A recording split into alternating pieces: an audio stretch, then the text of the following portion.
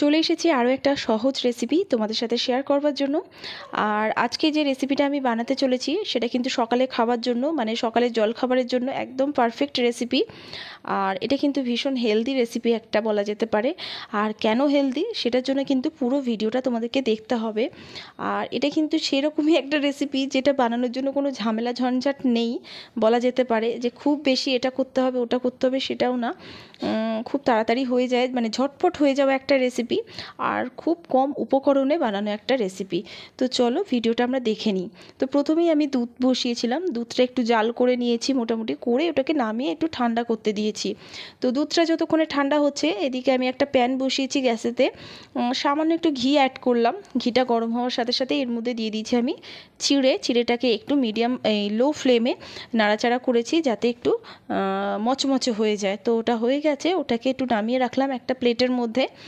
আর ওই একই প্যানের মধ্যে সামান্য আরও একটু ঘি আমি অ্যাড করলাম, তো তার মধ্যে দিয়ে দিচ্ছি কিছু ড্রাই ফ্রুটস আর সাথে চীনা বাদাম। তো এটাকেও একটু নাড়াচাড়া করব লো হিটে। তো এই নয় যে আমি যেগুলোই দিচ্ছি সেগুলোই দিতে হবে, যে কোনো ড্রাই ফ্রুটস দেওয়া যেতে পারে, শুধু শুধু কাজুও দেওয়া যেতে পারে বা শুধু চীনা বাদামও দেওয়া যেতে পারে, যেটা অ্যাভেলেবেল থাকবে সেটাই দেওয়া যেতে পারে। আবার নাও দিতে পারো, শুধু মানে এই যে আমি এখন কলা দিচ্ছি একটা, তো কলা এরকম নর্মাল ফ্রুটসও দিতে পারো। তো যাই হোক, এখানে একটা কলাকে আমি দু টুকরো করে নিলাম, কারণ এখানে আমি দুজনের জন্য বানাচ্ছি ব্রেকফাস্টের জন্য। তো হাফ হাফ করে দিচ্ছি যেহেতু সাইজটা বড় ছিল কলার।